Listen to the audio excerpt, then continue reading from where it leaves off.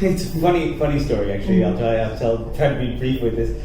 Before when I was leaving MLS, I was leaving MLS on a high. I was the director of fan engagement. A lot of really good things happening in MLS at that particular time. And I had got this place where I decided, though, I'm going to follow my heart and move to India. So as you can imagine, the last few months, or especially the last few weeks of being in New York City before I moved to Delhi, a lot of parties, a lot of speeches, and many people in the industry saying, "Hey, great job." And you're going to change India. You're going to transform. You're going to revolutionize football in India. And I was like, I'm going to revolutionize football in India. I'm going to do it. And I got on the plane, and a couple of nice whiskeys on the Emirates flight over to Dubai, and then from Dubai over to Delhi. I get off, and the company that had hired me in India was sending a car to pick me up. I went outside. It was the old Delhi airport where you walk outside and you're just bombarded with people at first. And I couldn't find the car, and I didn't have a phone. I didn't have a SIM card at the time, and basically I was just freaking out for about 10 minutes. Trying to figure out what the hell's going on in this Junkin haze. And it was at that moment I thought, if I can't even get out of the airport without crying, how am I going to transform Indian football? So what hit me was that I need to first just drown myself in this country, drown myself in my own self as well. Like growing up in the US, life was pretty nice in California and New York. And I know that India has a lot of opportunity, but there's a lot of challenge as well. So I need to figure out who I am, how do I remain calm in any situation, then start to understand the industry, and then I can try to make a difference. And that could take years, and I was okay with that. So that's the thoughts that eventually, when I started settling down, started getting into my mind.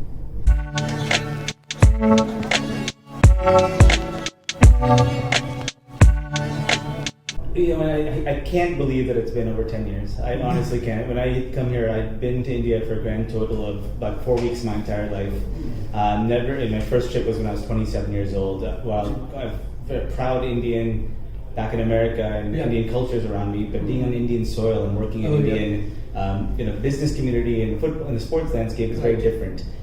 So when I got here, I had one thing that I know I wanted to do is find good people.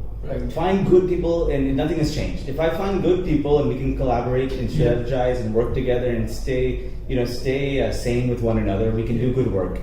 I was very fortunate to meet somebody named Sukhvinder Singh. He was at the time the head of marketing of the All India Football Federation. Eventually, we worked together at Libera Sports. I met a couple of other individuals in this kind of more chaotic sports landscape of a lot of people talking, but not a lot of people doing some real good professional work. I met some genuine-hearted human beings who are ready to play the long game. And when I met them, I realized that even if we accomplish 1% of what we set out to do, it's 1% more than a lot of other people have. In that attitude, a lot of good things started happening. Now when I look back, I'm very thankful that I started in 2009. Because I did that, I met a lot of people. We got to know each other. It was a small fraternity working in Indian football at the time.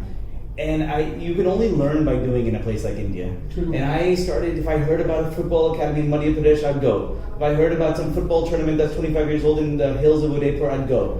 If I heard about something interesting happening in Kochi, I'd go. So I started traveling all over the country, meeting anybody and everyone connected to football. And at that point, I started just gaining information, gaining knowledge.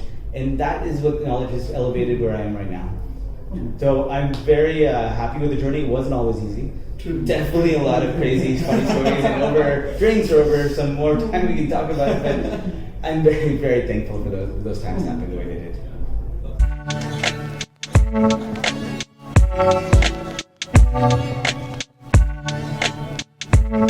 Yeah, I think one of the reasons I'm so confident about the growth of football in India is because of my experiences at MLS. When I started in 2002 at the league office, it was 6 years old, the league.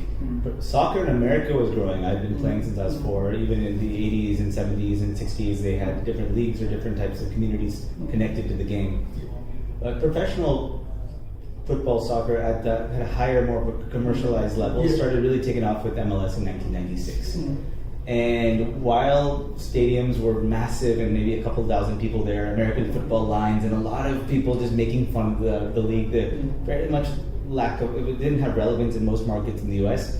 The architects of the business plan of MLS alongside the stakeholders at U.S. Youth Soccer and U.S. Club Soccer and a lot of the other bigger stakeholders representing millions of people connected to the game, believed in it.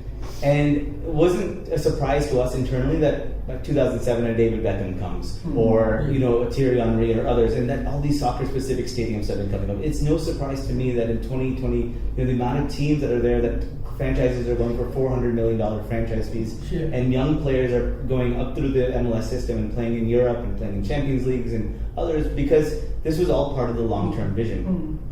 Then you come to India, and in India, there's that the entire ecosystem, especially when I got here, was broken. The entire ecosystem. Our coaching education was broken, which means that we didn't have quality coaches.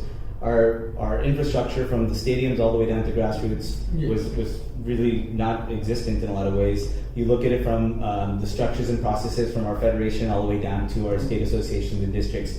It was all over the place, finances and sponsorship and all of the things. Even our professional league structure was a bit more amateurish versus a very proper commercial unit. Many other things that were challenged. Because of all that, for anybody to now come in to this landscape and say, or this ecosystem, and say that we're going to go and monetize this or commercialize it or leverage any aspect of the sports industry here is going to be very difficult. And I think a lot of people thought that they're going to be able to transform the passion that kids had for European football into some sort of commercial opportunity. But the conversation, the narrative around Indian football by people who had the purse strings was still quite uncomfortable. They weren't fully confident about it because they saw where IPL was going. They saw where cricket had going, and we thought that to reach that, there's a huge gap. So people wanted to see a little bit of success before anything really major started happening. So to answer your question, Aritra, is that people need to have the long game. The long game is so critical. If you're a club looking to make a difference in this country, looking to monetize it, come in and start a digital marketing campaign. Just get a feel for your community based on that. Build your digital footprint. Start a training program, but start that training program with grassroots of baby leagues, and don't expect any real money to come out of it at first. But just to understand different markets. Don't have an India plan. Have a regional plan. Have a city plan. Have a Kolhapur plan. Have a Bhubaneswar plan. Even if you're Manchester United, even if you're the New York Knicks, it doesn't matter. Have a Bhubaneswar plan. Have a Kolhapur plan. Have a Calicut plan. What matters most is that you make an impact. You learn. You course correct. You build.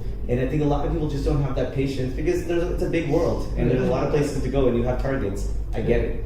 So this is what my big thing is. Essentially get in touch with the community. My thing is build a genuine relationship. Through relationship building, you're eventually going to understand your customer, you're going to understand your market, you're going to understand this country a bit more, and then you'll start to look how to monetize and commercialize that over time.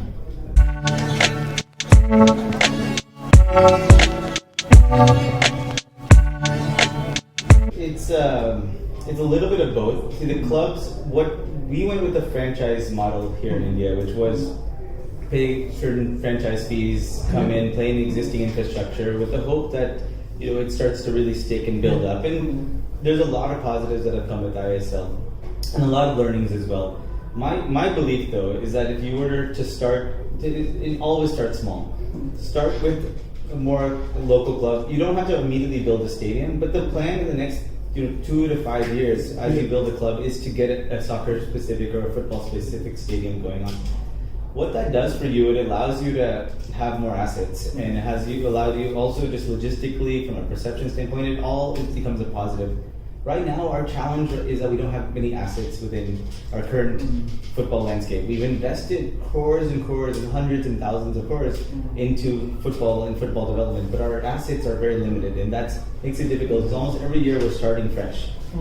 So I'm a firm believer that if you were to start a league over again right now, focus on having many clubs or in many different parts of the country, give very strict criteria in order to be part of the top division, what they need to follow, similar to what's happening in AFC, licensing criteria. It's stronger, but really incentivize and also pressurize at times for the clubs if they're going to come in to invest in a training ground and invest ideally in some public-private partnership or some sort of arrangement with the local community to get their own stadium versus having to use. Now I know that's a tall task, but over the long run, Indian football would be far at the top levels would be far more sustainably. When it's sustainable up here, it becomes a lot easier to be sustainable here. Right now, it's not sustainable up here, which means that even if you're running a turf program or anything else, you're feeding the system. The system is going up into a very it's a bleeding ecosystem,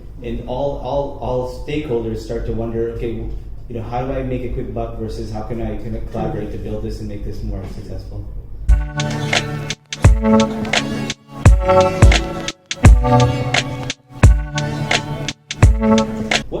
It actually feeds into what we were just talking about earlier. Yeah. Until the structure at the top level is clear, until there's revenues coming through that are in the individuals owning clubs or owning franchises at the highest level, until that happens, it becomes very uncomfortable and difficult. And I don't blame them to invest heavily in youth academies. Now, to run a youth academy it's not a joke. It's a big investment. True. It's not a guarantee. There's very little return on investment unless you get. And it's in the kind of quality that's required to run an effective academy, to run an academy that's producing talents that are not just good in India, but talents that are good, could play in different leagues around the world. It's a 24/7, 365-day-a-year job, and it's constant focus, innovation, and investment. So for that to happen, why academies around the world are producing certain players and why Indian academies are not, is one of the reasons is that the environment has to demand excellence. And the environment, that doesn't mean just getting in a good foreign coach. That doesn't mean getting a good technical director. That doesn't mean just building a turf. It means that it's what the kids are reading, it's what they're eating, it's what they're thinking about, it's how their parents are connected or not connected with that academy. It's about how much game time they're playing, how much quality game time they're playing, what is their pathway, what are their role models, who do they want to emulate. I mean, even our Liverpool academy that we had in Pune, it was an amazing place. It was one of the best infrastructure in South Asia in terms of football development. I love what we had in that place. And even then, to be able to ensure that our players are getting everything that they require, it took crores and crores of investment in some of the brightest minds in football to be there, not just in India, but from abroad, to be able to be thinking about these group of 13 to 18-year-olds on a day-to-day basis, in 5:30 a.m. trainings, 9 p.m.s, trying to find, busing them places to get to game time, whatever it might be. In India, we have some genuine challenges in terms of not just investment, but in terms of patience to build an academy environment that demands excellence and that's going to feed into a senior level that's also has clarity on that pathway as well. So I think that these players that are coming out of it, of the academies and doing well, I honestly believe it's still an anomaly. I think that they were really amazing players, and their academies helped them kind of smoothen out certain edges maybe, and gave them an environment to just boost their talent. Yeah. But I think it's going to be a while until we start seeing some genuine talents coming out of our youth systems, because right now while AIFF and IMG Reliance and many others have actually done some really great work in this space in the last many years, those genuine efforts, the impact of genuine efforts. First, I don't see the genuine efforts across the country being there just yet, because we're just not there as a whole system in football. Two is that we won't see the results of that for at least 7 to 10 years after that, because you're going to see players who are coming through a different culture of football all the way up. Right. We're kind of piecemealing things right now, and piecemealing things will see a couple of wins, but you won't see a pipeline of wins until we have a proper system. True.